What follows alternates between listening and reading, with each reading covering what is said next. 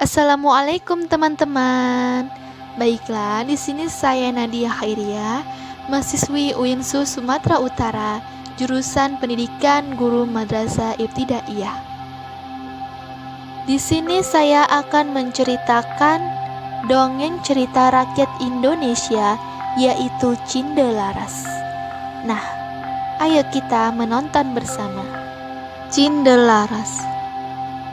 Pada zaman dahulu, di sebuah kerajaan jenggala, hiduplah seorang raja yang bernama Raden Putra.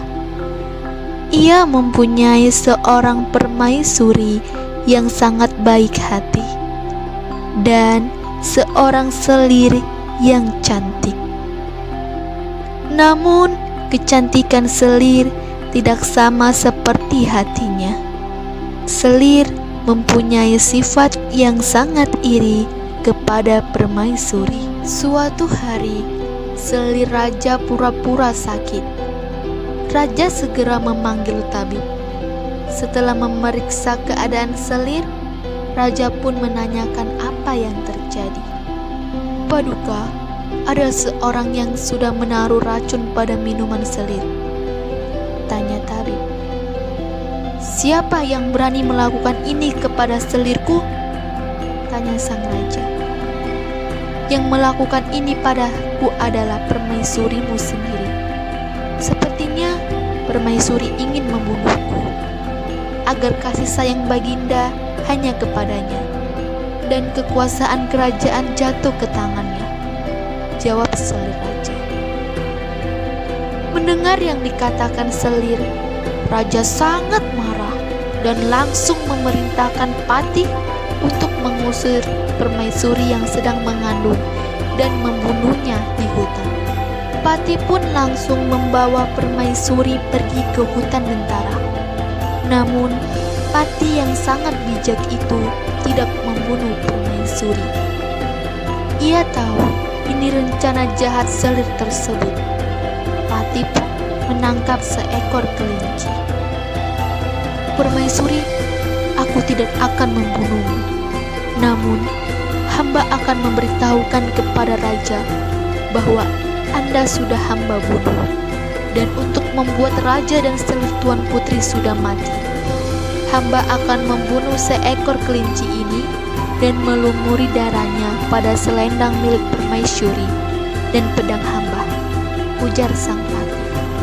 Aku sangat berterima kasih, Patih, karena kau tidak membunuhku dan membiarkan aku hidup, jawab permaisuri. Permaisuri, saya terpaksa harus meninggalkanmu di hutan belantara ini seorang diri. Hamba mohon maaf karena tidak menemanimu, kata Patih. Setelah beberapa bulan, permaisuri tinggal di dalam hutan. Ia pun melahirkan seorang anak laki-laki. Anak itu diberi nama Cindelaras. Cindelaras tumbuh menjadi anak yang cerdas dan tampan. Sejak kecil, ia sudah terbiasa berteman dengan binatang. Suatu hari, Cindelaras sedang asik bermain.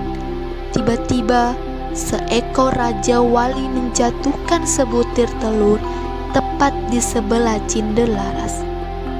Cindelaras langsung mengambil telur itu dan menetaskannya.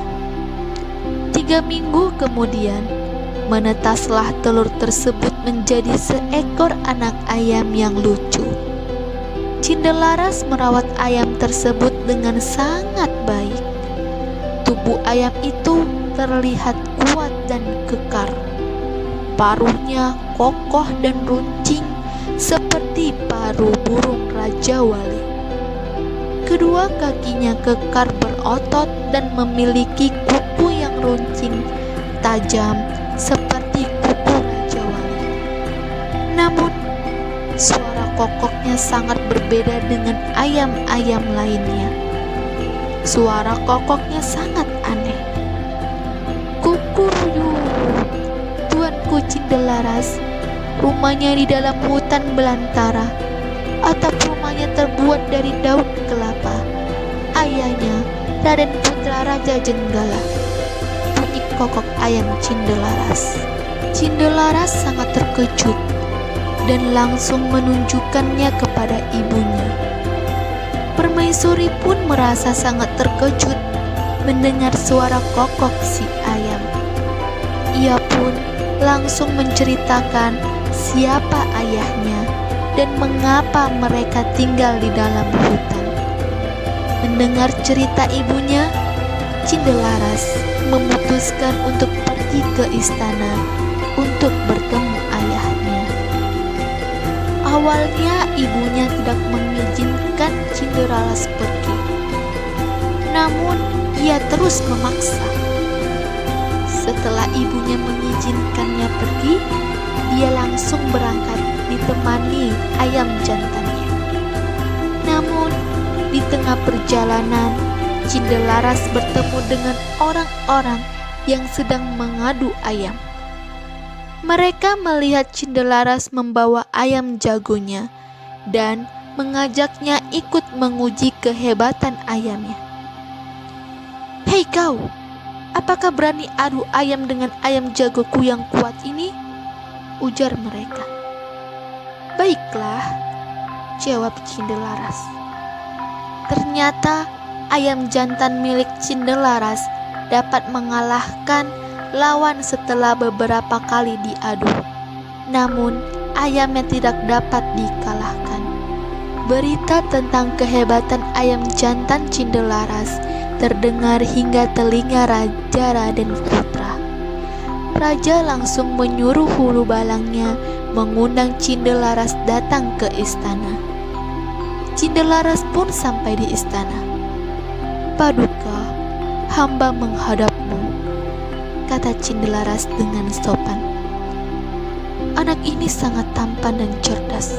Sepertinya ia bukan dari kalangan rakyat biasa," ujarnya dalam hati. Akhirnya diadulah ayam jantan milik Cindelaras melawan ayam jantan milik raja. Namun raja mengajukan satu syarat kepada Cindelaras. Jika ia kalah, ia harus bersedia menyerahkan ayam jantannya dan kepalanya dipancung. Namun jika ia menang, Raja Raden Putra akan memberikan setengah kekayaannya. 2 ekor ayam jantan bertarung dengan sangat gagah. Dalam beberapa menit, ayam jantan milik Cindelaras dapat mengalahkan ayam jantan milik raja. Penonton pun bersorak memberikan selamat kepada Cindelaras. "Baiklah, aku mengaku kalah. Akan kuserahkan setengah kekayaanku menjadi milikku, Cindelaras." "Namun, siapa kamu sebenarnya?" ujar sang raja.